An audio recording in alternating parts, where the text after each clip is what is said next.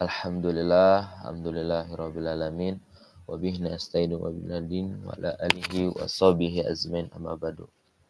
Alhamdulillah, segala puji bagi Allah yang telah memberikan kita kenikmatan sehingga kita bisa berkumpul dalam kegiatan majelis subuh virtual yang selalu diadakan setiap hari Sabtu setelah sholat subuh. Kedua kalinya salawat serta salam semoga tetap tercurahkan kepada baginda kita Nabi Muhammad sallallahu alaihi wasallam, kepada keluarganya, kepada sahabatnya, dan semoga kita semua selalu istiqomah melaksanakan sunnah-sunnahnya sehingga kita mendapatkan syafaatnya. Amin amin ya rabbal alamin. Baik, kita mulai kegiatan hari ini diawali dengan membaca basmalah bersama-sama. Bismillahirrahmanirrahim. Selanjutnya kita akan murajaah surah Asy-Syurah, surat Alam Nasrah. Kita akan baca bersama-sama. A'udzu billahi minasy syaithanir rajim. Bismillahirrahmanirrahim. Alam nasrah laka sadrak wa wada'na anka wizrak alladhi anqadha dhahrak wa rafa'na laka dhikrak fa inna ma'al usri yusra inna ma'al usri yusra fa idza faragta fansab wa ila rabbika farghab. Shadaqallahul adzim. Alaya. Baik, alhamdulillah, mungkin MC akan menyampaikan runtunan untuk kegiatan pada kajian subuh virtual pada hari ini. Yang pertama diawali dengan pembukaan yang tadi kita udah buka bersama-sama. Kedua, kegiatan inti yang mengenai tentang kegiatan kajian akidah Islam bagian ke-9 yang akan disampaikan oleh Ustadz kita, guru kita, yaitu Ustadz Ikrimah Arfan LC. Dan selanjutnya nanti ada sesi pertanyaan, bisa lewat chat atau langsung. Dan selanjutnya doa dan penutup. Mungkin selanjutnya untuk mengefisienkan waktu, kita masuk ke acara selanjutnya, yaitu langsung mengenai tentang akidah Islamiyah bagian ke-9 yang akan disampaikan oleh guru kita, ustadz kita, yaitu Ustadz Ikrimah Arfan LC. Untuk pada beliau kami persilahkan. Assalamualaikum warahmatullahi wabarakatuh. Waalaikumsalam warahmatullahi wabarakatuh. Suaranya gimana? Pas atau kurang jelas? Alhamdulillah jelas Ustaz. Baik. Bismillahirrahmanirrahim. Alhamdulillah wassalatu wassalamu ala Rasulillah wa ala alihi wa sahbihi wa man tabi'ahum bi ihsanin ila yaumiddin. Rabbi zidni ilma warzuqni fahma. Rabbi shrah li sadri wa yassir li amri wahlul 'uqdatam min lisani yafqahu qawli. Allahumma alhimna as-shawab wa husnal jawab wa faslal khitab waj'alni was-sami'in minal ladzina yastami'una al-qawla fayattabi'una ahsanah ulaika alladzina hadahumullah wa ulaika hum ulul albab. Amma ba'du, kita telah membahas pada pertemuan kemarin tentang hal-hal yang berkaitan dengan syirik dan dengan ibadah dan dengan akidah, apa itu tauhid, apa itu syirik, apa itu ibadah. Ini adalah hal-hal penting. Tetapi sebelumnya kita belum masuk ke dalam pembahasan inti. Insya Allah pada pertemuan kali ini dan seterusnya kita akan membahas mulai membahas tentang tauhid. Karena kemarin kita membahas tentang apa itu syirik, ya apa itu ibadah. Karena ada sebagian orang yang berpendapat atau mendefinisikan syirik, mendefinisikan ibadah tidak sesuai dengan apa yang kita definisikan, sehingga mereka otomatis akan menganggap orang lain musyrik dengan pemahamannya. Nah, ketika kita mengatakan orang tersebut tidak musyrik, nanti tidak nyambung gitu. Maka wajib kita jelaskan. Dalam kitab-kitab tauhid yang tersebar sekarang ini, syirik itu diartikan seperti perbuatan-perbuatan tertentu. Meminta kepada selain Allah syirik, kemudian mencintai selain Allah syirik, kemudian membenci uh, membenci mencintai karena Allah, kemudian menyembelih hewan kepada selain Allah syirik. Ini perkataan benar, tetapi perkataan benar yang umum. Nah, banyak orang yang kemudian mengikuti kelompok ini. Saya tidak bicara kelompok tertentu, tetapi maksud saya adalah saya membicarakan pemikiran. Maksudnya adalah banyak orang yang menganggap bahwa ini adalah tauhid yang benar. Kenapa? Karena dalilnya jelas. Allah bilang, iyyaka na'budu wa iyyaka nasta'in. Kepada Allah lah kami menyembah dan kepada Allah kami meminta pertolongan. Ini benar, tetapi umum.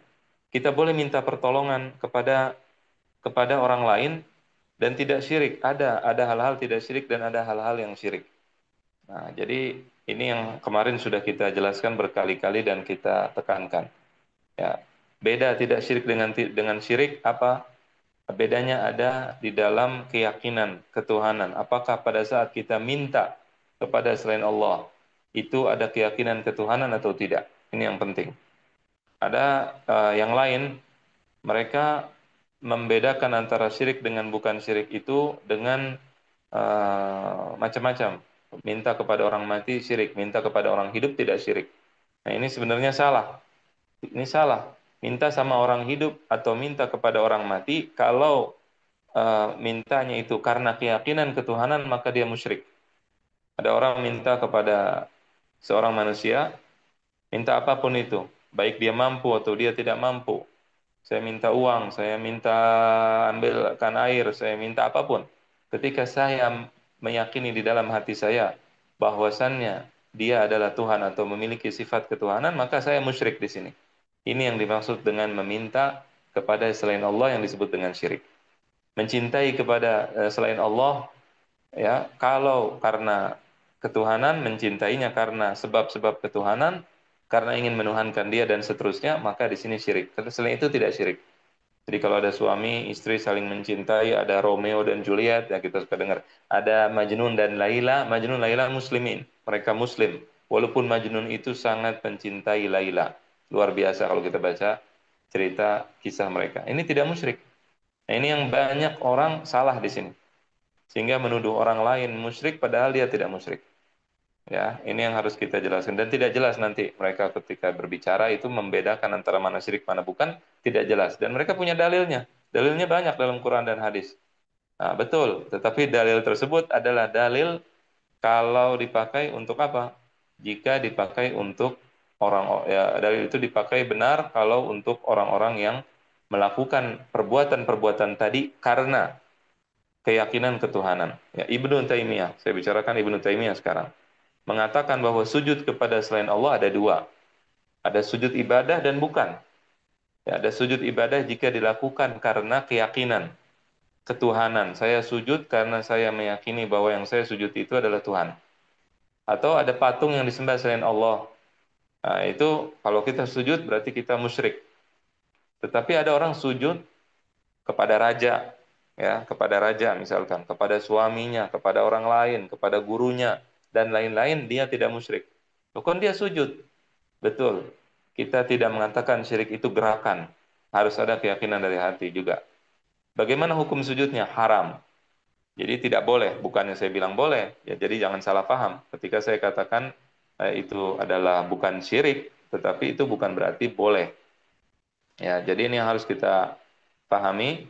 Jadi di dalam madhab Ahlus Sunnah wal Jamaah, syirik itu bukan gerakan-gerakan. Ya, bukan hanya sekedar keyakinan-keyakinan saja tanpa ada keyakinan ketuhanan. Ibnu Taimiyah yang mengatakan, kalau kita misalkan mengatakan sujud kepada selain Allah itu syirik, begitu saja, itu secara umum. Kalau begitu saja kita katakan seperti itu, berarti kaidah yang mengatakan bahwa tauhid semua nabi itu sama, salah. Ya, tauhid semua nabi itu sama dari zaman Nabi Adam sampai Nabi Muhammad. Yang berbeda bukan tauhid tetapi fikih, urusan syariat. Nah, pada zaman Nabi Adam Allah menyuruh malaikat untuk sujud kepada Nabi Adam. Nah, kalau sujud saja dikatakan sebagai syirik, berarti Allah menyuruh syirik dan tidak mungkin. Innallaha la ya'muru bil fahsya wal munkar. Allah tidak menyuruh kepada kemungkaran, kepada kekejian. Nah, Nabi Yusuf, ayahnya dan saudaranya sujud kepada Nabi Yusuf dalam tafsiran jumhur ulama, maksud sujud di sini adalah sujud dengan gerakan. Oleh karena itu kita kalau hanya mengatakan bahwa sujud kepada selain Allah sama dengan syirik titik, ini salah. Ya, dan ini bertentangan dengan kaidah yang mengatakan yang disepakati semua umat Islam bahwasannya tauhid itu sama dari zaman Nabi Adam sampai zaman Nabi Muhammad SAW. Yang berbeda syariat. Nah, sujud ke zaman Nabi Adam dibolehkan syariatnya. Di zaman Nabi Muhammad diharamkan. Kalau seandainya aku membolehkan untuk sujud kepada orang lain, maka aku akan suruh istri untuk sujud kepada suaminya. Jadi ini mesti dipahami. Masalah ibadah juga definisinya apa, ya harus dipahami. Kemudian syirik apa definisinya, agar kita ketika mengkritik orang lain, mengkritiknya dengan benar. Jangan ada orang mabuk, orang minum minuman keras, kita bilang musyrik. Salah. Bukan berarti ketika kita salahkan, berarti kita membela atau membolehkan orang untuk mabuk. Bukan. Tetapi perbuatan itu haram. Jadi kita bisa menempatkan. Ketika ada perbedaan dengan saudara-saudara kita yang lainnya, kita bisa tempatkan dengan tempatnya. Nah, dengan cara seperti ini kita tahu bahwa saudara kita mayoritas masih muslim. Jadi mereka tidak syirik gitu. Nah, ini yang harus kita pahami. Mencium kuburan misalkan, ciumin kuburan itu bukan musyrik, ya. Mencium kuburan bukan musyrik. Ini bukan berarti kita tidak melarang, kita melarang untuk mencegah kemusyrikan. Betul, boleh, boleh seperti itu tidak ada masalah. Tetapi kalau memvonis musyrik itu berat karena nanti akan ada konsekuensinya. Tidak boleh makan sembelihannya, tidak boleh sholat di belakangnya, tidak boleh hadir pada saat dia meninggal dunia, tidak boleh ikut memandikan, tidak boleh memandikannya, tidak boleh menguburinya di kuburan orang Islam. Jadi konsekuensinya sangat berat kalau kita mau menghukumi seorang musyrik. Harus dipelajari dengan benar. Mencegah, jangan cium kuburan, boleh. Tapi hukum mencium kuburan sendiri apa? Para ulama mengatakan makruh. Itu ulama yang mengatakan. Jadi kita pelajari terlebih dahulu. Bukan berarti orang masuk ke kuburan misalkan langsung musyrik semua. Tidak seperti itu. Ini yang penting untuk dipahami. Kalau ini sudah dipahami, maka kita sekarang masuk ke dalam pembahasan tauhid. Pembahasan tauhid, inti tauhid artinya kita akan baca satu kitab. Saya tidak akan baca per kata, tetapi kitab ini berkaitan dengan rukun iman. Nah, kalau ditanya apa pembahasan ilmu tauhid, pembahasannya adalah rukun iman. Atau berarti kalau rukun iman ada 6. Atau kita bagi tauhid itu menjadi 3 biasanya. Pertama ilahiyat, yaitu pembahasan tentang Allah Subhanahu wa taala. Kemudian yang kedua an-nubuwat, pembahasan tentang kenabian. Kemudian yang ketiga adalah al-ghaibiyat atau hal-hal yang gaib. As-sam'iyat atau hal-hal yang didengar. Yang didengar dari hal-hal yang berasal dari wahyu dari Allah dan Rasulnya Shallallahu Alaihi Wasallam. Pertama, pembahasan tentang Allah Subhanahu Wa Taala. Ini membahas tentang Allah ini dalam dalam uh, uh, waktu yang sangat banyak pada saat membahas Allah. Karena membahas Allah itu tentang pertama tentang sifat-sifat Allah Subhanahu Wa Taala, tentang asma Allah Subhanahu Wa Taala, dan ini juga iman kepada Allah Subhanahu Wa Taala. Ini biasanya mengambil porsi yang sangat banyak di dalam kitab tauhid. Kita kalau lihat misalkan contohnya Imam Abu Al-Maturidi, beliau mengarang kitab judulnya Kitabut Tauhid, membahas tentang Allah Ta'ala 200 halaman lebih. Kenapa? Kenapa para ulama menekankan pembahasan tentang Allah Tabaraka wa Ta'ala di dalam masalah tauhid? Karena inti pembahasan tauhid adalah tentang Allah. Kalau kita sudah beriman kepada Allah, kalau sudah beriman kepada Allah, maka yang lain itu ngikut. Tidak masuk akal, tidak pantas jika seseorang sudah beriman kepada Allah, kemudian ketika Allah mengatakan ada surga dan neraka, dia bahas surga, dia bahas neraka, dia mengatakan oh surga tidak masuk akal, neraka tidak masuk akal. Ini tidak masuk akal justru pembahasan seperti ini. Karena dia sudah beriman kepada Allah. Kalau sudah beriman kepada Allah, bahwa Allah maha maha berkuasa, bahwa Allah mampu menciptakan semua hal, maka kita di sini pasti beriman ketika Allah mengatakan bahwa Allah menciptakan langit, Allah menciptakan bumi, Allah menciptakan surga, Allah menciptakan neraka. Oleh karena itu, porsi pembahasan tentang keimanan kepada Allah inilah yang paling mengambil banyak tempat di dalam pelajaran tauhid. Ilmu tauhid itu apa? Kemarin kita sudah bahas, tetapi kita bahas lagi. Jadi definisi tauhid itu banyak. Di antaranya adalah ilmun yuqtadaru ma'ahu ala isbatil aqaidid diniyah bidaf'i syubah bi iradi al-hujaj wa daf'i syubah. Yaitu adalah ilmu yang membahas penetapan akidah, penetapan keyakinan agama dengan cara apa? Dengan cara mendatangkan hujjah dan menjauhkan daripada syubhat. Syubhat artinya sesuatu yang mirip dengan kebenaran padahal dia tidak benar. Nah, jadi membedakan syubhat dengan bukan syubhat adalah dengan cara membandingkannya, melihatnya. Kita harus tahu yang benar yang mana, seperti itu. Nah, jadi oleh karena itu maka ilmu akidah ini akan membahas semua hal yang menyerang akidah Islam. Kita akan membahas dan akan membantahnya. Jadi ilmu yang membantah. Ilmu membantah semua yang melemahkan akidah Islam. Kemudian kita memberikan dalil, memberikan hujjah yang menguatkan semua akidah Islam. Sebelum saya mulai, biasanya kalau pembahasan akidah yang dibahas oleh para ulama terdahulu, bukan yang zaman sekarang yang banyak dibahas oleh sebagian orang masalah akidah. Nah, pembahasan zaman dahulu mendalam. Ketika dibahas, kemarin saya hadir dalam suatu forum, ada seorang dosen bertanya, kita kalau mau membahas sesuatu itu, kita harus netral, katanya begitu. Nah, jadi kita harus skeptis, ada sikap namanya skeptis, artinya kita ragu-ragu. Nah, maka kemudian saya mengatakan bahwa di dalam membahas sesuatu itu tidak perlu ragu-ragu. Ini adalah pembahasan nanti. Apa yang pertama kali wajib diyakini oleh seorang muslim? Atau apa yang dilakukan, kewajiban pertama bagi seorang apa? Apakah harus ragu-ragu? Artinya di dunia ini supaya kita bisa mencapai kepada Allah, bagaimana caranya? Apakah caranya ragu-ragu dulu? Baru kita meneliti, kemudian dari hasil penelitian tersebut, kemudian kita menetapkan bahwa ada Allah atau tidak ada. Nah, ini dengan pertama kita ragu-ragu itu tidak benar. Ya, karena apa? Saya berikan contoh. Misalkan kita tahu bahwa atau kita dengar bahwasannya ada seorang pahlawan namanya Pangeran Diponegoro. Dia adalah pahlawan Indonesia, Imam Bonjol misalkan, pahlawan Indonesia. Maka di sini untuk meneliti bahwa benar tidak Imam Bonjol itu seorang pahlawan, kita tidak perlu tidak jadi orang Indonesia dulu. Tidak perlu kita misalkan ragu-ragu dulu apakah Imam Bonjol itu pahlawan atau bukan pahlawan. Yang diperlukan adalah kita meneliti dengan objektif. Kita pelajari dengan objektif.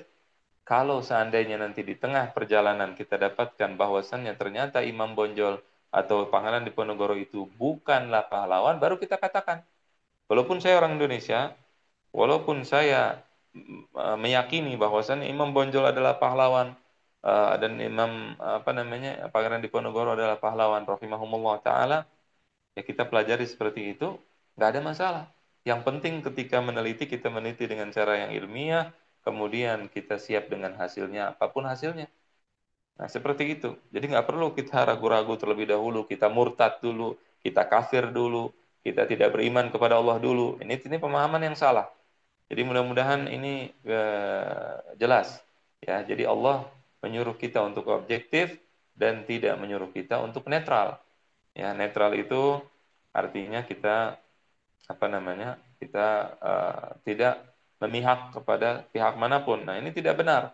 Oleh karena itu, maka di sini hati-hati terhadap metode barat di dalam meneliti.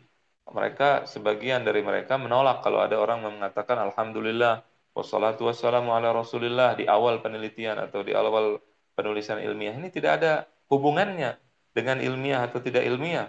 Saya seorang muslim, saya akan meneliti suatu hal dengan objektif. Dan keyakinan saya adalah keyakinan saya, bukan urusan siapapun untuk mendikte keyakinan seseorang. Seperti itu. Dan mereka, orang-orang barat pun pada hasilnya atau intinya mereka juga tidak ada yang meninggalkan keyakinan mereka. Mereka punya keyakinan-keyakinan tertentu yang mereka yakini dan dari situlah mereka berangkat untuk meneliti penelitian-penelitian ilmiah mereka. Nah, tapi mereka tidak ngaku, tidak mengatakan hal tersebut. Oleh karena itu kita seorang muslim ketika membahas sesuatu maka tidak kita tetap sebagai identitas kita tetap seorang muslim dan kita meneliti dengan objektif. Jadi ini yang harus kita pahami. Jadi ilmu tauhid ilmu yang mendatangkan hujjah, mendatangkan dalil. Nah, dalil itu apa artinya? Dalil artinya fahmu amrin min amr, memahami sesuatu hal dari sesuatu hal. Jadi saya kalau jalan mau ke Bandung dari Jakarta. Nah, saya bagaimana caranya sampai ke Jakarta dengan petunjuk misalkan Google Map. Nah, itu berarti Google Map disebut dalil karena kita paham bagaimana menuju Bandung dengan cara apa? Dengan cara melihat Google Map. Atau kita melihat rambu-rambu lalu lintas petunjuk arah di jalan raya. Itu pun disebut dalil. Ya, jadi dalil ini penting karena banyak orang sekarang yang mereka tidak belajar dengan mendalam, kemudian nyalah-nyalahkan ulama, bilang ulama tidak punya dalil. Kita beragama harus dengan dalil, betul. Tetapi sebelum menyalahkan orang lain tidak punya dalil, harus paham dalil itu apa.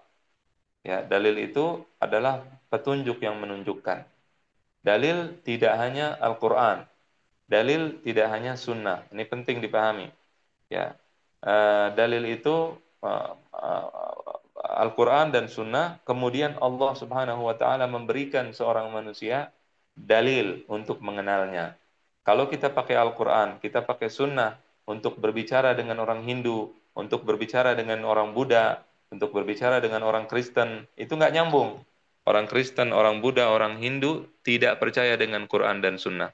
Jadi kalau kita belajar akidah, dan ini penting sekali, sangat-sangat penting, pelajaran akidah itu di buku-buku para ulama tidak menyebutkan dalil Al-Quran dan sunnah di awal-awalnya, tidak menyebutkan. Kenapa sebabnya? Ini penting. Karena apa? Karena kita ketika berbicara akidah ini, kita akan berbicara juga dengan orang kafir. Maka harus ada kesamaan antara kita dengan orang kafir. Gak bisa saya orang Indonesia bicara dengan orang Australia, kemudian saya ketika berbeda dengan pendapat dengan dia, kita mengatakan undang-undang dasar nomor sekian, pasal sekian mengatakan begini. Saya di Australia, nggak nyambung. Karena undang-undang yang berlaku di Australia bukan undang-undang kita. Nah, jadi kita harus berbicara dengan undang-undang orang Australia. Begitu. Nah, ketika kita berbicara dengan orang kafir, Allah memberikan satu alat namanya akal. Akal itu artinya adalah ikatan, mengikat. Seseorang disebut dengan berakal jika dia bisa mengikat pemikirannya, mengikat perbuatannya yang tidak pantas. Ya, bisa menjadikan pengukur baginya untuk melakukan yang pantas dan tidak pantas. Misal seseorang yang tidak punya akal, dia akan keluar rumah tanpa pakai baju, nggak ada masalah. Kenapa? Karena tidak ada akal yang mengikat dia, yang akan mencegah dia untuk melakukan perbuatan yang jelek atau tidak jelek.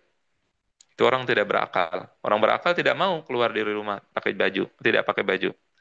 Kenapa? Karena ada akalnya. Akalnya itulah yang mencegah dia melakukan kejahatan atau kejelekan. Nah, akal ini Allah ciptakan untuk mengenal Allah Subhanahu wa taala. Jadi besok kalau ada Firaun mengatakan ana rabbukumul a'la, aku adalah Tuhan kalian yang maha tinggi, kita akan tolak. Tidak ya Firaun, saya tolak, kamu bukan Tuhan saya. Dalilnya apa kita menolak Firaun? Apakah saya bawa dalil Qul huwallahu ahad atau yang lainnya di dalam Al-Qur'an? Itu dalil, betul. Tapi untuk kita orang Islam. Nah, kalau kita mengatakan Firaun bukan Tuhan, saya bicara kepada orang Hindu, saya bicara kepada orang Buddha, saya bicara kepada orang Kristen, dalilnya dari Al-Quran, mereka mengatakan, saya nggak percaya dengan Quran, saya tidak percaya dengan sunnah Nabi. Nah, maka di sini kita mencari kesamaan antara kita dengan mereka, sama-sama manusia memiliki akal. Nah, dengan akal inilah kita bisa menentukan bahwa Allah Jalla wa'ala adalah Rabb kita, Allah adalah Tuhan kita. Nah, jadi akal adalah dalil. Tidak, salah satu dalil adalah akal untuk menentukan Allah. Bukankah Allah yang menciptakan kita dengan sempurna? Organ-organ tubuh kita ini bisa bekerja sendiri, bisa membuat kita hidup napas tanpa kita atur dan seterusnya menunjukkan adanya Allah. Nah, ini merupakan dalil. Ya, kita tidak mungkin mau menyembah ular, tidak mungkin mau menyembah gajah, tidak mungkin mau menyembah sapi. Kenapa? Sebabnya kita punya akal. Nah, orang Hindu nyembah sapi, orang India nyembah sapi, orang India nyembah ular. Kemudian mereka menyembah tikus, sebagian menyembah macam-macam. Orang kafir menyembah berhala. Bagaimana kita mematahkan apa namanya atau menyalahkan kesalahan mereka itu? Kesyirikan dan kekafiran mereka kita salahkan caranya gimana? Dengan akal. Oleh karena itu para ulama di awal pembahasan akidah dia akan membahas tentang hukum akal. Jadi hukum akal merupakan dalil di dalam akidah. Ya, jadi mudah-mudahan bisa dipahami. Akal ini di sini untuk menguatkan Al-Quran dan Sunnah. Akal dipakai untuk memahami Al-Quran dan Sunnah, bukan untuk bukan untuk dalam rangka kita menolak Al-Quran atau menolak Sunnah. Saya contohkan satu di dalam Al-Quran suatu hal yang haram tidak ada dalilnya secara teks, tetapi disepakati bersama oleh kita semua. Misal contohnya wala taqul lahuma uffin. Jangan katakan atau kepada orang tua. Ini ada dalilnya. Dalilnya di sini Allah mengatakan jangan katakan ah. Tetapi pertanyaannya, boleh nggak kita misalkan menuntut orang tua ke pengadilan? Orang tua saya makan harta saya, maka saya tuntut ke pengadilan. Orang tua saya tidak baik dengan saya, maka saya pukuli orang tua saya tendang orang tua saya gampar ibu saya. Apakah itu boleh? Jawabannya tidak boleh. Secara ijma, semua umat Islam dari zaman Nabi Muhammad sampai detik ini mengatakan haram hukumnya seorang anak mengangkat menuntut ibunya di pengadilan, menuntut bapaknya di pengadilan, atau dia misalkan menyakiti orang tuanya, atau menendang orang tuanya, menggampar orang tuanya, memukul orang tuanya. Dalilnya apa? Tidak ada. Ayat tadi teksnya tidak berbunyi jangan gampar orang tua, jangan apa namanya melapor ke orang tua ke polisi atau ke pengadilan. Tidak ada, bukan begitu. Tetapi akal ini memahaminya bahwa itu disebut, para ulama mengatakan itu namanya mafhum al-muwafaqah. Di sini ada atau sebagian menamakan qiyas aulawi, qiyas. Akal mengkiaskan dengan kata saja tidak boleh, apalagi memukul, itu lebih menyakiti, apalagi menendang, apalagi menggampar dan seterusnya dan seterusnya. Maka para ulama memahami teks Al-Qur'an. Saya bicara ulama salaf, yaitu para sahabat, kemudian para tabi'in dan seterusnya yang memberikan kaidah-kaidah baku kepada kita di dalam ilmu usul fikih namanya. Jadi saya akan katakan ini, mohon maaf ya, saya sebelum saya lanjutkan saya jelaskan juga bahwa ustadz itu seperti dokter. Ya, ustadz itu macam-macam jenisnya. Ada yang seperti dokter. Kalau yang seperti dokter itu dia akan bicara apa adanya, menjelaskan apa adanya. Yang mau terima, alhamdulillah, tidak terima, tidak ada masalah. Kenapa? Dokter itu mendiagnosa, melihat, oh masalah penyakitnya di sini. Kalau sudah tahu penyakitnya, apa yang dilakukan? Kalau sudah tahu penyakitnya, maka dia akan mengobati dan menyembuhkan. Nah, uh, ada lagi ustadz yang seperti pedagang. Ustadz kalau dagang itu dia akan cari topik yang orang pokoknya kalau dengar senang. Itu dia cari seperti itu. Masing-masing ada bagusnya juga, bukan tidak bagus. Tetapi yang paling bagus jika seseorang menjadi dokter. Di sini saya menjelaskan bahwa banyak orang ingin bersatu, menyatukan umat Islam. Konsepnya beda-beda. Di antara konsep yang digaungkan untuk menyatukan umat adalah dengan kembali ke pemahaman salaf. Ini salah, ya. Kalau caranya begitu, salah. Karena pada prakteknya apa? Tidak bersatu juga. Orang yang punya pemahaman seperti ini tidak bersatu. Ada salaf yang A, ada salaf yang B, salaf yang C, salaf yang ini dan itu. Kita memahami Quran dan Sunnah dengan pemahaman salaf. Pemahaman salaf, ingat, pemahaman salaf yang sesuai dengan yang diajarkan oleh para salaf benar. Ya, tapi kalau yang dipahami sekarang dan dipraktekkan sekarang tidak benar. Jadi kita tidak menolak salaf. Nah, tetapi salaf itu mengajarkan ilmu bagaimana kita memahami teks Al-Quran dan hadis. Caranya itu disepakati oleh semua umat Islam di dalam kitab pelajaran tersendiri namanya pelajaran usul fikih. Ini adalah pemahaman yang berasal dari salaf. Bagaimana kita memahami Quran dan Sunnah. Hmm. Selain itu, tidak akan bisa saling memahami, akan ribut terus sama umat Islam. Nah, jadi kalau pemahaman tentang salaf itu salah, kita salah memahami bagaimana salaf itu, dianggap bahwa salaf itu apa namanya? Ya, kita melihat teks salaf akan salah. Eh, saya contohkan misalkan, ada teks Imam Ahmad mengatakan bahwa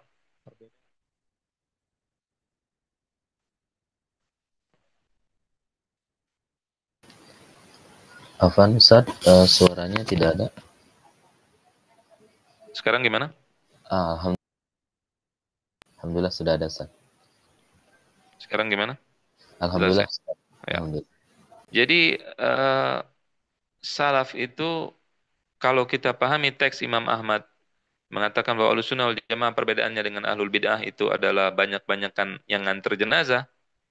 Contohnya seperti itu. Nah, bagaimana memahami teks tersebut? Kalau pahaman biasa saja, kita baca, kemudian kita pahami, itu bukan pemahaman salah, pemahaman kita. Jadi saya kalau baca Quran, kemudian saya baca hadis, saya baca perkataan ulama salaf, baik saya atau ustadz saya, kemudian saya pahami, kemudian saya sampaikan, itu bukan pemahaman salaf, itu pemahaman kita. Kalau pemahaman salaf ada kerambu-rambunya, ada kaidahnya, ya. Ada namanya mafhum mukhalafah. Contoh misalkan Nabi Shallallahu Alaihi Wasallam, misalkan saya bicara sekarang, apa namanya? Saya bicara misalkan berikan uang atau sedekah kepada orang yang dermawan atau kepada orang yang ya, maaf, berikan sedekah pada orang fakir, orang miskin misalnya. Itu teksnya mengatakan berikan pada orang miskin. Tetapi kita memahaminya, pemahaman terbaliknya artinya jangan berikan sedekah kepada orang kaya. Kan begitu. Berikan uang kepada orang miskin, kemudian jangan berikan kepada orang kaya. Jangan berikan pada orang kaya itu pemahaman kita, bukan Nabi yang bilang. Nah, ini dibahas oleh para ulama. Apakah pemahaman kita, pemahaman terbalik dari teks Nabi Shallallahu Alaihi Wasallam misalkan seperti itu itu boleh dipakai atau tidak boleh? Nah, ini para ulama mengatakan boleh, tapi dengan syarat. Nah, ini yang saya sebut dengan undang-undang. Di sini kita memahami perkataan Nabi dan perkataan Allah dengan pemahaman yang benar, dengan pemahaman salaf. Ada undang-undangnya. Karena kalau kita pakai pemahaman terbalik dalam semua teks Nabi, nanti kita akan salah. Contoh dalam sebuah hadis, la yahillu limra'atin tu'minu billahi wal yawmil akhir an tuhidda fawqa thalath. Tidak dihalalkan bagi seorang wanita yang beriman kepada Allah dan hari akhir untuk berkabung lebih dari 3 hari. Kalau kita pakai pemahaman terbalik, maka kita akan memahami bahwasannya kalau perempuan nggak beriman pada Allah dan hari akhir, boleh dia untuk berkabung lebih dari 3 hari. Ini salah. Ini tidak benar. Ya, ini pemahaman tidak benar. Wanita manapun mau beriman mau tidak beriman, jika berkabung lebih dari 3 hari, dia dosa. Tidak boleh. Itu dalam hadis tersebut. Nah, bagaimana kan bisa memahami dengan terbalik? Nah, pemahaman terbalik diberikan undang-undangnya, diatur oleh para ulama. Ada 6, ya, ada pemahaman terbalik karena sifatnya, karena bilangan, karena pembagian, dan seterusnya sampai terakhir. Ada syarat untuk memahami teks Nabi, teks Al-Quran dengan terbalik. Ya, pemahaman paham nih, pemahaman terbalik. Ya, jadi kalau Nabi misalkan mengatakan uh, apa namanya, fil ghanami sa'imati zakatun, di dalam kambing yang digembala itu ada zakat. Nah, yang apa? Yang makan sendiri ada zakatnya. Maka para ulama memahami kalau dia diberikan makan tidak ada zakat. Nah, itu pemahaman terbalik. Tetapi itu lemah oleh para ulama, dikatakan itu adalah dalil yang lemah karena bukan langsung dari mulut Nabi kita Muhammad SAW. Nah, supaya jadi kuat harus ada syaratnya. Syaratnya apa itu dibahas di dalam pelajaran usul fikih. Saya hanya memberikan contoh. Oleh karena itu, akal ini digunakan untuk memahami Al-Quran, memahami sunnah Nabi. Kemudian untuk apa namanya, membela agama Allah, membela akidah Islam. Jadi bukan dalam rangka kita menolak Al-Quran dan sunnah. Jadi banyak orang yang salah memahami pemahaman salaf atau teks dari salaf, dari para ulama yang mengatakan agama ini bukan dengan akal. Ya, agama bukan dengan akal bukan berarti kita tidak suruh berakal atau tidak untuk berpikir. Allah mengatakan dalam Al-Quran, afala ta'qilun, tidakkah kalian berakal? Afala tatafakkarun, apakah kalian tidak berpikir? Jadi yang menyuruh berpikir Allah, yang memberikan contoh-contoh dalil-dalil akal Allah. Dalil-dalil akal Nabi SAW memberikannya contoh pada kita, menyuruh kita untuk berpikir. Islam tidak bertentangan dengan akal dan ilmu pengetahuan. Oleh karena itu, maka kita menjadikan di antara dalil daripada akidah adalah akal. Ya, ini penting. Eh, Akal digunakan sebagai dalil, tetapi nanti akan ada pertanyaan. Ini kita mau pakai akal siapa? Apakah pakai akal orang India atau orang Indonesia atau orang Muslim atau orang kafir? Seperti itu nanti pertanyaannya. Di sini kita jawab bahwa akal yang kita pakai adalah kaidah-kaidah akal yang disepakati bersama. Kita semua sepakat dengan kaidah yang disepakati bersama. Contoh, 1 tambah 1 sama dengan 2. Ini menurut akal dan hal yang logis. 1 tambah 1 bukan 100, bukan 500, bukan 1000, bukan 1 juta. Kata siapa? Kata orang India, kata orang Indonesia, kata orang Islam, kata orang kafir, kata orang Hindu, Buddha, dan seterusnya. Artinya ada hal-hal yang disepakati. Oleh karena itu, kita harus mempelajari hukum akal sebelum membahas akidah. Masih ada waktunya, Afwan? Masih ada, Ustaz? Masih Masih ada. sampai jam setengah 7. Ya, jam setengah 7. Setelah itu tanya jawab. Ya. Baik. Ada hukum akal namanya. Hukum akal itu hukum apa artinya? Hukum artinya itsbatu amrin li amrin. Menetapkan sesuatu karena sesuatu.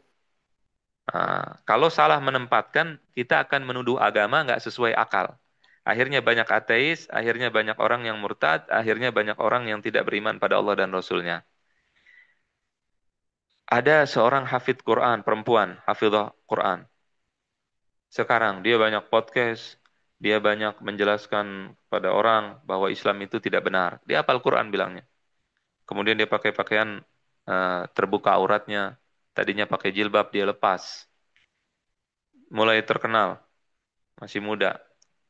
Dia mengatakan agama tidak sesuai dengan akal. Yang masalah bukan di agamanya, bukan di Islam. Kalau agama lain tidak mementingkan akal. Di dalam agama kita, para ulama kita, di dalam pembahasan awal akidah, membahas tentang hukum akal.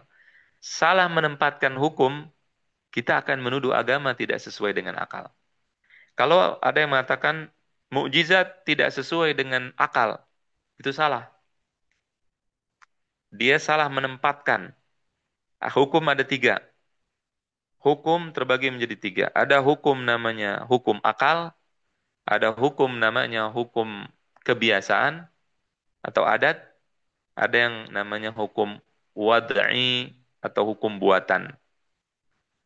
Saya berikan dari contoh yang paling mudah yaitu hukum buatan, al-wad'i. Hukum buatan itu hukum yang dibuat misal oleh manusia atau oleh Allah Subhanahu wa taala. Hukum syariat. Kalau buatan manusia contohnya lampu merah. Kalau lampu merah berhenti, hukumnya kalau ada lampu merah harus berhenti. Jadi menetapkan sesuatu, menetapkan berhenti karena sesuatu, yaitu karena lampu merah. Ada lampu merah berhenti, jangan jalan. Lampu lampu hijau jalan. Itu hukum. Hukum apa namanya? Hukum buatan manusia. Ada hukum buatan Allah. Hukum syariat. Daging babi haram, minuman keras haram. Kalau nggak ada Allah yang mengatakan, maka kita tidak ada masalah untuk minum minuman keras atau yang lainnya. Ya, kalau Allah tidak mengharamkan, ya zina haram, ya kemudian sholat itu wajib, sholat subuh itu wajib pada saat waktu subuh. Misalkan dari sekarang azan sekitar jam setengah lima lebih sampai jam 6 misalkan, itu waktu subuh misal seperti itu. Nah, ini namanya yang membuat Allah 2 rakaat hukumnya sholat subuh. Itu yang membuat adalah Allah. Kita di sini akal-akal ini tidak ada ranah akal di sini. Ini bukan urusan akal. Jadi akal tidak usah banyak apa namanya menolak, tidak usah menolak mengatakan kenapa harus subuh 2, kenapa harus subuh bukannya 10, kenapa saya isya bukan isya yang 2, subuhnya jadi 4. Ini bukan urusan akal, ini adalah buatan. Ketika Allah yang membuat, maka kita katakan sami'na wa ata'na, kami mendengar dan kami taati. Ini hukum buatan, hukum syariat. Ada lagi hukum namanya kebiasaan. Nah, ini yang banyak orang salah, tidak bisa membedakan dengan hukum akal. Hukum kebiasaan terbagi menjadi 3. Hukum akal juga terbagi menjadi 3. Pertama, hukum wajib. Jadi, hukum akal wajib, hukum kebiasaan wajib. Kemudian hukum yang kedua, hukum akal yang mungkin dan hukum kebiasaan yang mungkin. Jadi, nah kemudian yang ketiga adalah hukum kebiasaan yang mustahil atau hukum akal mustahil. Jadi ada 3, hukum akal ada 3, wajib, mungkin, mustahil. Hukum kebiasaan 3, wajib, mungkin, mustahil. Apa maksudnya? Maksudnya adalah hukum kebiasaan yang wajib, kita menentukan suatu hukum karena kebiasaan kita. Contoh, saya kalau ditanya AC itu dingin, ya kita mengatakan kalau AC itu bagaimana AC itu? AC itu adalah dingin, mengeluarkan udara dingin. Taunya dari mana? Taunya karena kita biasa tiap masang AC dingin. Ya, bukan kita pikirkan dengan akal. Jadi kalau ada orang belum pernah lihat AC, kemudian dia melihat AC itu, kemudian dia berpikir dan seterusnya, dia tidak akan memberikan hukum dingin kepada AC kalau dia tidak mencobanya. Ada orang melihat dari jauh api. Dia belum pernah lihat api seumur hidup misalnya. Ini api saya lihat dari jauh, api ini panas, dingin, dia tidak tahu. Kalau dia belum pernah lihat, belum pernah ketemu dengan api. Kapan dia bisa menentukan api itu panas atau tidak? Dia menghukumi bahwa api itu panas atau tidak ketika dia sentuh. Oh panas, berarti api itu panas. Listrik, anak kecil nggak tahu kalau listrik itu bisa menyetrum. Jadi anak kecil nggak takut sama listrik. Atau orang belum pernah ketemu listrik, misalkan, kita anggap ada seseorang belum di kampungnya nggak ada listrik. Dia lihat listrik, kabel-kabel begini. Dia tidak tahu listrik itu apa. Di sini bukan akal yang memberikan hukum bahwasannya listrik itu menyetrum, tapi kebiasaan, dipegang nyetrum, pegang lagi nyetrum, pegang lagi nyetrum, pegang lagi nyetrum, pegang lagi nyetrum. Maka kita memberikan kesimpulan hukum bahwa listrik itu kalau dipegang menyetrum, api itu kalau dipegang panas, AC itu dingin. Itu dari kebiasaan-kebiasaan kita, kita memberikan hukum. Karena sering, api itu setiap dipegang pasti panas. Maka kita katakan wajib. Api itu wajib panas secara kebiasaan. Nah, di sini banyak orang yang tidak paham, maka dia kemudian menghukumi sesuatu yang hanya secara kebiasaan dengan sesuatu yang akal. Ya, kemudian menuduh bahwa agama tidak sesuai dengan akal. Bedanya hukum kebiasaan dengan hukum akal adalah hukum kebiasaan bisa saja berubah. AC yang tadinya dingin dingin dingin dingin, kalau lagi rusak tiba-tiba panas bisa, boleh. Ya, jadi itu bedanya antara akal. Kalau akal tidak mungkin berubah, akal pasti. Kalau wajib maka dia harus wajib ada. Tuhan wajib maha kuat. Tuhan yang menciptakan langit dan bumi wajib maha perkasa. Mustahil mati. Itu hukum akal. Maka saya tidak mungkin percaya kalau sapi dijadikan Tuhan. Mustahil saya mau percaya. Karena tidak sesuai dengan akal. Ini tidak bisa meleset dan tidak bisa berubah. Ya, nanti akan kalau sudah paham apa itu hukum kebiasaan, apa itu hukum akal yang akan kita jabarkan, kita akan bisa membedakannya. Ya, jadi hukum kebiasaan tadi ada yang wajib, kemudian ada yang mungkin secara kebiasaan, mungkin bisa, mungkin tidak. Eh, apa namanya? Kalau hujan bisa banjir, bisa tidak. Kalau kebiasaan kadang-kadang banjir, kadang tidak. Kebiasaan. Kemudian yang ketiga, mustahil secara kebiasaan. Mustahil mobil naik ke atas. Kalau nggak ada orang yang nyupir, dibiarkan di tengah tanjakan, mobil biasanya kemana? Ke bawah, turun. Itu kebiasaan kita lihat. Kalau sesuatu barang dari atas biasanya jatuh ke bawah terus begitu. Tetapi itu mustahil secara kebiasaan mobil naik ke atas. Maka mustahil secara kebiasaan ini bisa saja terjadi. Kalau kita lihat YouTube sekarang, ada mobil naik ke atas. Di tanjakan. Di Saudi ada daerah, mobil dibiarkan naik ke atas. Dari bawah dia naik sendiri. Nggak ada orangnya. Nggak di supir. Karena ada gravitasi di situ. Ini bukan karomah, bukan cerita mistik, bukan tahayul. Antum lihat di Indonesia kalau nggak salah ada daerah yang ada gravitasinya lebih tinggi, kemudian dia menarik mobil naik ke atas di tanjakan. Tidak digas, tidak apa. Naik sendiri, jalan sendiri mobilnya ke atas. Kita aneh, tetapi mungkin terjadi. Kita aneh, nggak masalah. Ini saya kalau mau cek sendiri nanti di YouTube banyak. Keajaiban-keajaiban, kalau dikatakan keajaiban. Ya. Bedakan antara yang akal dengan mustahil. Akal dan mustahil secara kebiasaan apa? Kalau mustahil kebiasaan masih bisa dibayangkan akal. Kita bayangkan mobil naik ke atas bisa. Masih masuk ke dalam akal kita. Karena dia tidak mustahil secara akal. Semua teknologi zaman sekarang adalah khayalan mustahil secara kebiasaan pada zaman Nabi. Pada zaman dulu. Abu Lahab, karena nggak pernah belajar hukum akal, Abu Lahab, Abu Jahal menolak Isra dan Mi'raj. Mengatakan, wah nggak masuk akal. Nabi dari Mekah jalan ke Masjidil Aqsa. Masjidil Haram, Masjidil Aqsa, jalan dengan sebentar begitu, sampai. Kita aja kalau jalan berbulan-bulan, bertahun-tahun, baru nyampe, berbulan-bulan, afwan, baru sampai, berarti mustahil, kata mereka. Mustahil Nabi itu benar. Nah ini salah. Nggak masuk akal kabar yang dikatakan Nabi. Tidak ada dalam Islam hal-hal yang tidak masuk akal. Ini penting dipahami. Abu Bakar langsung beriman. Yang lebih logis, yang lebih intelek adalah Abu Bakar As-Siddiq. bukannya Abu Jahal, bukan Abu Lahab. Kenapa? Karena Abu Bakar beranalogi, berhujjah, berdalil, mengatakan, saya percaya kok Allah menurunkan wahyu kepada nabinya pagi, siang, sore, malam, dari langit yang ketujuh sampai ke dunia, tiap hari saya percaya. Langsung turun. Masa cuma jalan dari Masjidil Haram ke Masjidil Aqsa sebentaran saya nggak percaya.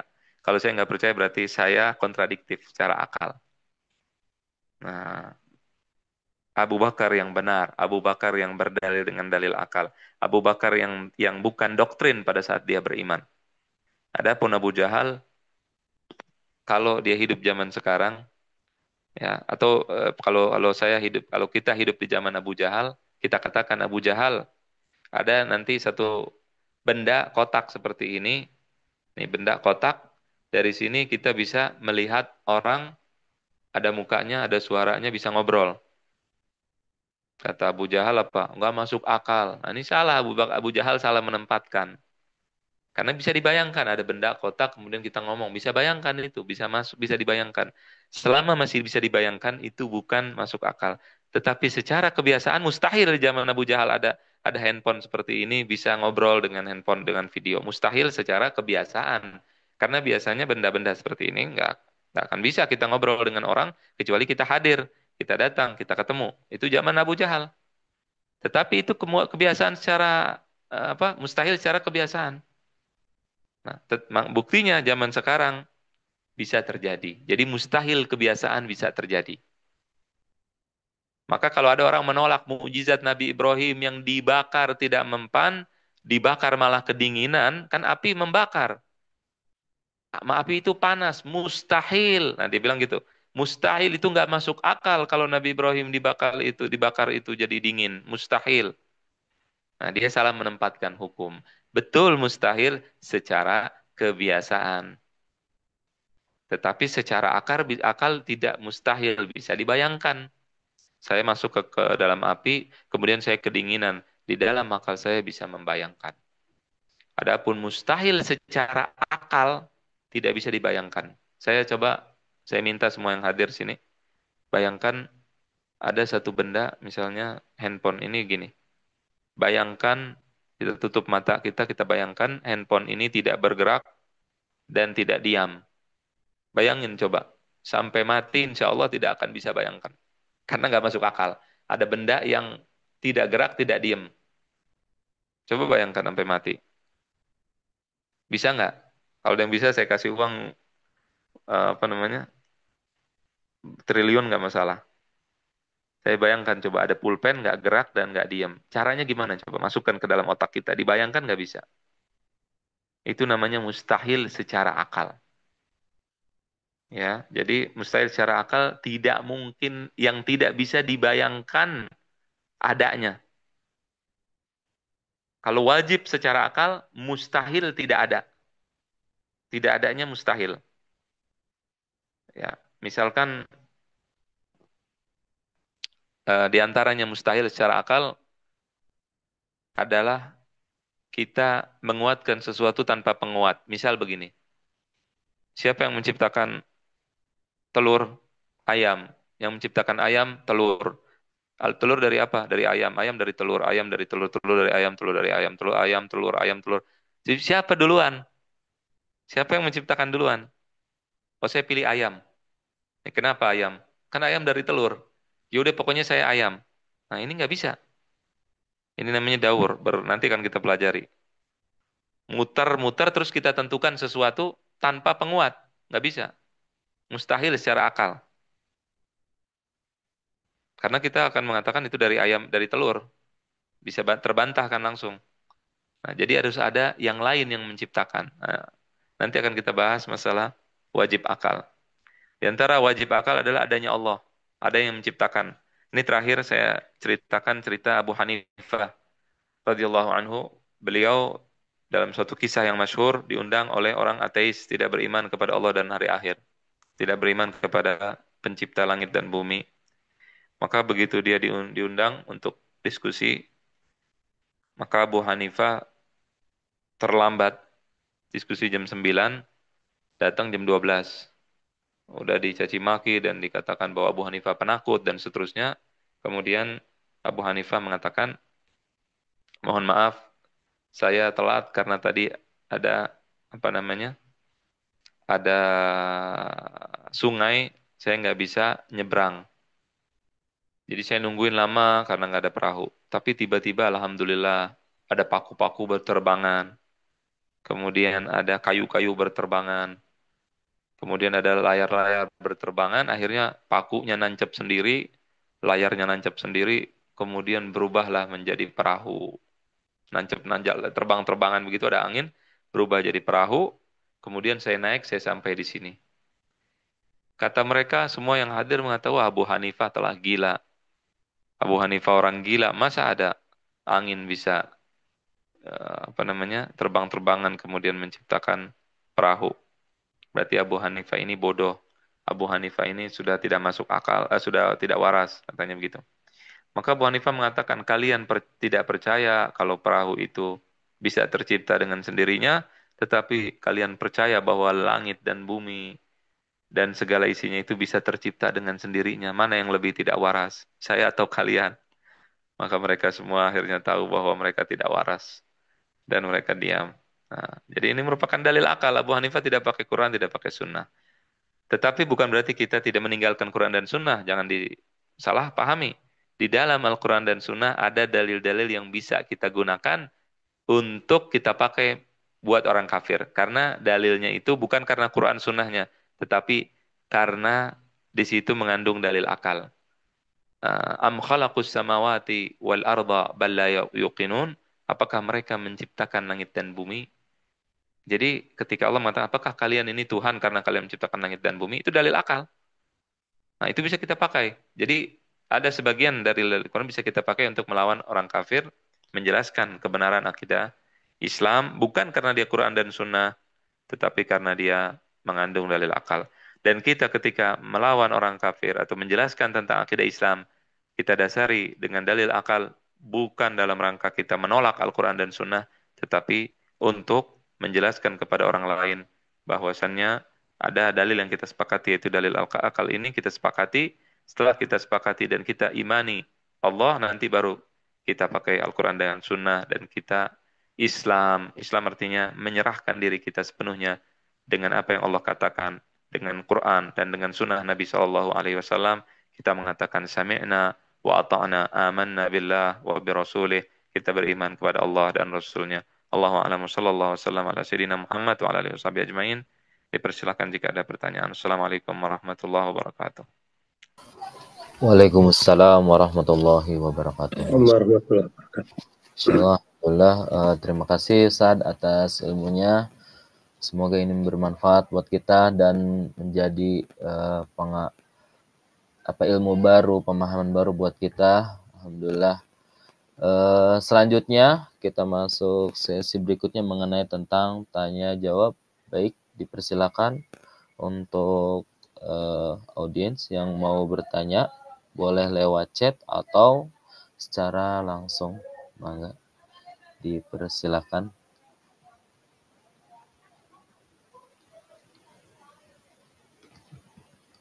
Baik,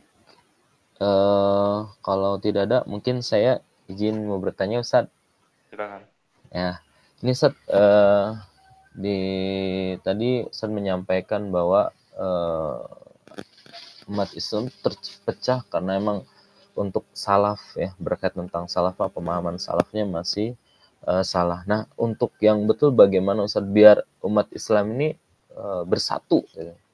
Bersatu biar yang terpecah-pecah ini bisa bersatu, mungkin dari Indonesia semua ya dan negara-negara lain sepakat dan sama gitu. Bagaimana ini Ustaz untuk pemahamannya? Baik. Tadi kita sudah jelaskan bahwa di dalam memahami di dalam memahami Al-Quran dan Sunnah itu kita pahami sesuai dengan pemahaman salaf. Pemahaman salaf itu gimana? Itu ada undang-undangnya. Dengan ilmu namanya usul fikih. Ini ilmu ini dikeluarkan, dibuat oleh Imam Syafi'i. Bukan beliau ngarang. Beliau hanya menjelaskan kaidah-kaidahnya agar kita bisa saling memahami walaupun kita berbeda. Nah, itu tadi saya contohkan ilmu usul fikih, pemahaman terbalik tadi. Kalau ingat, saya tidak tahu apakah dipahami atau tidak. Ya, tetapi di dalam ilmu usul fikih kita bisa memahami dan bisa menempatkan dalil sesuai dengan tempatnya. Di dalil itu ada dalil namanya nas. Nas itu pemahamannya hanya satu, tidak boleh berbeda. Contoh, maka pada saat kita melihat Al-Quran dan Sunnah atau perkataan salaf, kita lihat dulu, kita lihat, kita saring. Dia ini nas bukan? Artinya harus satu pemahaman tidak? Contoh, Qul huwallahu ahad. Allah Maha Esa. Ini nggak boleh berbeda. Saya orang NU, saya orang Alirsad, saya orang Muhammadiyah. Saya memahami Qul huwallahu ahad artinya Allah ada 10. Nggak boleh. Allah ada 5. Nggak boleh. Karena nas. Salat subuh 2 rakaat. Tidak boleh ada perbedaan. Sama sekali. Salat zuhur 4 rakaat. Tidak boleh berbeda. Oh saya tapi orang Persis. Oh saya orang India. Oh saya orang madhabnya Syafi'i. Saya madhabnya Ahmad. Saya madhab Malik. Nggak bisa beda. Karena itu nas namanya. Teks. Nah banyak orang. Dia mengatakan saya ikuti salaf. Maksud dia apa mengikuti salaf? Artinya saya lihat teks Quran. Kemudian saya pahami dengan pemahaman saya sendiri. Itu dia tidak sadar. Dia menganggap semua yang ada dalam Quran, yang ada dalam hadis itu teks atau nas. Ini istilah dalam ilmu usul fikih. Nas. Nas artinya hanya boleh satu pemahaman, nggak boleh berbeda. Sehingga apa yang terjadi? Ketika ada orang beda, apa yang terjadi? Dia akan musuhi. Dia akan tuduh tidak ikut sunnah. Dia akan tuduh macam-macam. Salah dia. Dia tidak ikut pemahaman yang benar, pemahaman salaf yang benar, yang caranya benar. Caranya benar belajar di ilmu namanya usul fikih. Yang kedua ada namanya teks zahir. Zahir apa artinya? Teks yang memiliki arti yang banyak atau dua atau banyak arti.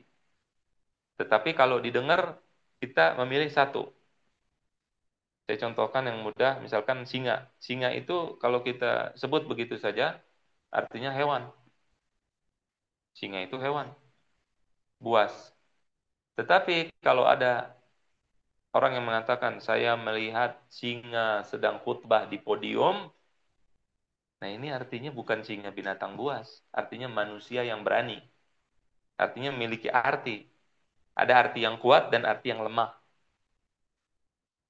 Di sini ketika berbeda, para ulama di sini mereka menguatkan perkataan mereka. Jadi kalau mau mengartikan sesuatu dia harus bawa dalil lagi yang lain. Jadi saya kalau mengartikan bahwa singa itu adalah apa namanya? Adalah orang yang berani itu saya harus bawa apa namanya? Dalil-dalil lain, bukan cuma cukup satu dalil, nggak cukup. Misalnya, wudhulah kalian dari daging unta. Wudhulah kalian dari daging unta. Nah, wudhu mengandung dua arti. Bisa arti secara syariat, yaitu kita berwudhu. Bisa arti secara bahasa, yaitu cuci tangan. Sini terjadi perbedaan pendapat ulama. Maka kalau orang tidak bisa membedakan antara ini, dia akan menuduh apa? Orang yang tidak berwudhu setelah makan daging unta, dia tidak sesuai sunnah Nabi. Kesimpulan salah. Kenapa salah simpulannya? Karena dia nggak ngerti. Ini teks bukan nas. Nas ini satu arti. Kalau ini namanya zahir. Zahir itu memiliki arti yang banyak. Nah, saya mau menyimpulkan bahwa wudhu di sini adalah berwudhu secara syariat, harus bawa dalil lain, menguatkan. Nggak cukup satu. Contohnya begitu. Ada lagi dalil umum. Namanya mujmal. Ini yang ketiga. Nah, dalil mujmal ini harus dijelaskan. Misalnya Nabi Allah bilang, aqimus sholat, dirikan sholat. Kita harus mengimani, harus mendirikan sholat. Tetapi saya nggak tahu bagaimana cara dirikan sholat. Ada teks lain. Jadi nggak cukup dalil dirikan sholat. Harus ada teks lain mengajarkan saya bagaimana cara mendirikan sholat. Intinya ini dijelaskan di dalam ilmu usul fikih. Kalau kita belajar itu, selesai. Perbedaan kita selesai. Kita tidak akan sama semua satu gitu, cara sholat kita sama. Tidak. tetapi kita akan bisa tahu mana yang kita bisa toleran dan yang tidak toleran. Yang kita tidak boleh toleran mana kita tahu dengan ilmu tadi. Dan ilmu ini dipelajari di mana-mana. Saya belajar di Saudi, di Libya. Dan saya belajar itu ilmu diajarkan, tetapi tidak dipraktekkan karena memang apa namanya sulit dan juga sebagian orang tidak memahaminya, tidak mau pusing-pusing. Dia tahu hadis begini, udah saya paham begini, udah begini aja saya kerjakan. Nah ini yang jadi masalah. Allah alam sallallahu alaihi wasallam ala Muhammad. Baik, Masya Allah. Terima kasih Ustaz atas pertanyaannya, atas jawabannya. Masya Allah. Baik, saya tanya kembali untuk audiens, ada yang mau bertanya? Mungkin kalau tidak ada, kita akan cukupkan. Baik, mungkin kita akan cukupkan untuk kegiatan hari ini.